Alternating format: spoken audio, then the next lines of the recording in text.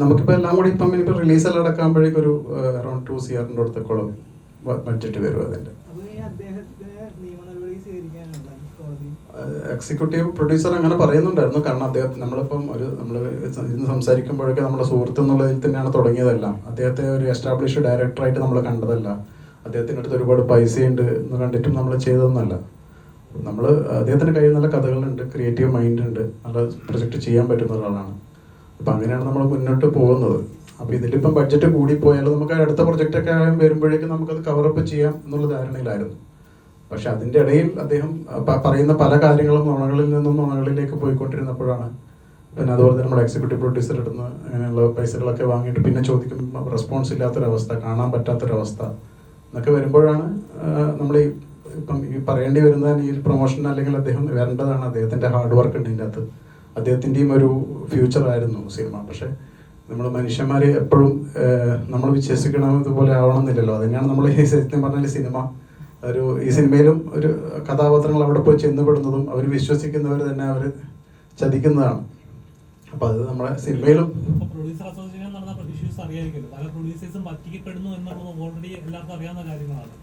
പറ്റിക്കപ്പെട്ടു എന്ന് പൂർണ്ണമായിട്ട് വിശ്വസിക്കുന്നുണ്ട്? പറ്റിക്കപ്പെട്ടു എന്ന് ഞാൻ വിശ്വസിക്കുന്നു. മീൻസ് എന്നെ സംബന്ധിച്ചിടത്തോളം ബഡ്ജറ്റ് കൂടിപ്പോയി. അതിപ്പോൾ ഞങ്ങളും ശ്രദ്ധിക്കേണ്ട കാര്യങ്ങൾ തന്നെയാണ്.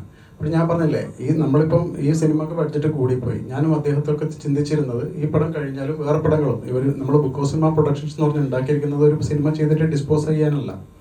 കൂടുതൽ പ്രൊജക്ട്സുകൾ ഉണ്ടാവുക. ചിലപ്പോൾ ചില പ്രൊജക്റ്റുകളിൽ നമുക്ക് നഷ്ടം വന്നേക്കാം, അടുത്ത പ്രൊജക്റ്റിൽ നമുക്ക് ലാഭം ഉണ്ടാക്കിയേക്കാം. അപ്പോൾ ചിലപ്പോൾ സംഭവിച്ചേക്കാം. അദ്ദേഹം പറയുന്ന പോലെ ചിലപ്പോൾ അങ്ങനെ കുറച്ച് കൂടിപ്പോയി, ആ റേറ്റ് കൂടിപ്പോയി, ഇത് റേറ്റ് കൂടിപ്പോയി എന്നൊക്കെ പറയാം. പക്ഷെ അതിലുപരി നമുക്ക് വിശ്വസിച്ച ഒരാൾ ചതിച്ചു എന്നുള്ളതാണ് ഇതിലുള്ള വിഷയം. അല്ലാണ്ട് പറ്റിക്കപ്പെട്ടു എന്നുള്ളതല്ല. വിശ്വസിച്ച ആൾ നമ്മളെല്ലാവരെയും നുണ പറഞ്ഞ് നുണയും പറഞ്ഞു പോയി എന്നുള്ളതാണ്. അപ്പം എന്നെക്കളിയൊക്കെ മുമ്പേ പരിചയമുള്ള ആളാണ് ശ്രീ കിരൺ. ഇദ്ദേഹമാണ് ഇതിൻ്റെ മ്യൂസിക് ഡയറക്ടർ.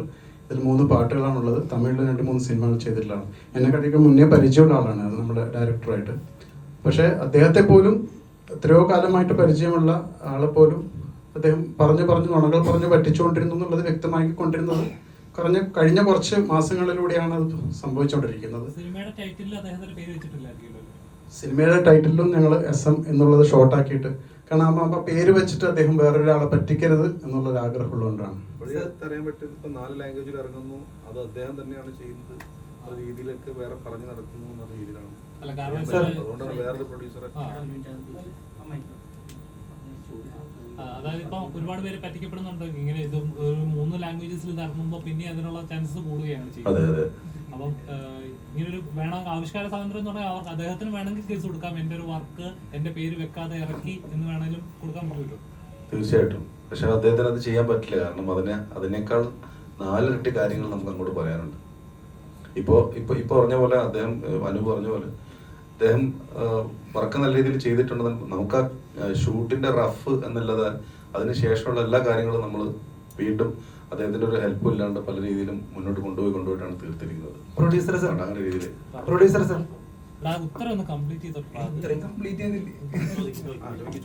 ചോദിച്ചോട്ടെ സർ, നിങ്ങളുടെ സിനിമയുടെ പേര് ലീച്ച് എന്നാണ്, അതായത് അട്ട. രക്തം കുടിക്കുന്ന ഒരു സ്വഭാവം ഉണ്ട് അട്ടയ്ക്ക്. ഈ സിനിമയുടെ കാര്യത്തില് പ്രൊഡ്യൂസറുടെ രക്തം ഡയറക്ടറാണ് കുടിച്ചിരിക്കുന്നതെന്ന് മനസ്സിലായി. ഈ സിനിമയുടെ പേരിട്ടതും ഡയറക്ടർ തന്നെയാണോ? എൻ്റെ രക്തം കുടിച്ചു എന്ന് ഞാൻ പറയുന്നില്ല. എൻ്റെ രക്തം കുടിച്ചിട്ടില്ല. അട്ടയുടെ സ്വഭാവം രക്തം കുടിക്കൽ തന്നെയാണ്. പക്ഷെ അതുപോലുള്ളൊരു ചതി നടന്നു. ഒരു അട്ടയായിട്ട് തന്നെ നമ്മൾ ദേഹത്ത് ഒട്ടി നിന്നിരുന്നു.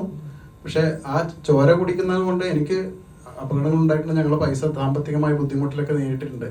എന്നതിലുപരി ഇപ്പോൾ ഞാനും നിങ്ങളും ഒരു സുഹൃത്താണ്. അപ്പോൾ ഞാൻ നിങ്ങളെ സ്നേഹിക്കുന്നത് നിങ്ങളടുത്ത് നിങ്ങൾ സീറോ ആണെന്ന് അറിഞ്ഞുകൊണ്ടാണ്. നിങ്ങൾ എസ്റ്റാബ്ലിഷ്ഡ് ആയിട്ടുള്ള ഒരാളല്ല. നിങ്ങളടുത്ത് പൈസയില്ല, ഒന്നുമില്ല. പക്ഷേ എൻ്റെയും നിൻ്റെയും സ്വപ്നം ഒന്നാണ്, സിനിമ. അപ്പം ഞങ്ങൾ കൂടെ നിൽക്കാം. എൻ്റെ അടുത്തും ഒരുപാട് പൈസ ഉണ്ടായിട്ടോ എന്നുള്ളത് നമ്മൾ വിശ്വസിക്കുന്ന കുടുംബക്കാർ, സുഹൃത്തുക്കളെല്ലാവരും ഉണ്ട്. അങ്ങനെയാണ് ഒരു സിനിമ സംഭവിച്ചത്. അപ്പോൾ ആ സിനിമ നിങ്ങളുടെയും സ്വപ്നമാണ്, എൻ്റെയും സ്വപ്നമാണ്. അപ്പോൾ അതിൽ കൂടെ നിൽക്കുന്നവരോടെങ്കിലും ഏതെങ്കിലും ഒരാളോടെങ്കിലും ഒരു ജെന്യുവനായിട്ട് ഉണ്ടാവുക എന്നുള്ളതാണ്. ആ ജെന്യുവിനിറ്റി അദ്ദേഹം കാണിച്ചില്ല എന്നുള്ളതാണ് ഇവിടുത്തെ വിഷയം.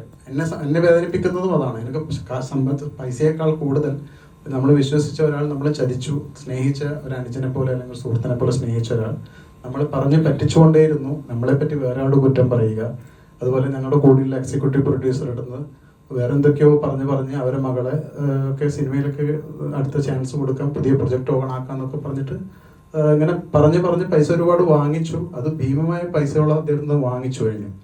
ഇപ്പൊ അദ്ദേഹത്തിന് എവിടെ നമുക്ക് വിളിച്ചിട്ടൊന്നും ഇവര് വരുന്നില്ല, ഇരുന്നിട്ട് അതിങ്ങനെ വീട്ടും. നമുക്കറിയാം അവരുടെ അടുത്ത് 0 ആണ് പൈസ. പക്ഷെ നമ്മളത് വിളിച്ചിട്ട് അടുത്ത് ക്രിയേറ്റിവിറ്റി ഉണ്ട്, സ്ക്രിപ്റ്റ് ഉണ്ട്, നല്ല നല്ല കഥകൾ അദ്ദേഹത്തിന്റെ കയ്യിലുണ്ട്, ക്രിയേറ്റിവിറ്റി ഉണ്ട്. അത് വെച്ച് നമുക്ക് എങ്ങനെ തിരിച്ചു പിടിക്കാം, ഒരുമിച്ച് പോകാമെന്നൊക്കെ നമ്മൾ സംസാരിച്ചതാണ്. പക്ഷെ അദ്ദേഹം പിടിതരാതെ, ഉള്ളിൽ കുറ്റബോധം മുഴുവൻ നിറഞ്ഞതുകൊണ്ടാവണം പിടിതരാതെ മൂപ്പര് നടക്കുകയാണ്. അപ്പൊ തെളിവുകളുണ്ടല്ലോ അല്ലേ? എല്ലാതും തെളിവുണ്ട്. എന്നാൽ ഇത്രയൊക്കെ പണങ്ങൾ ആയിരിക്കില്ല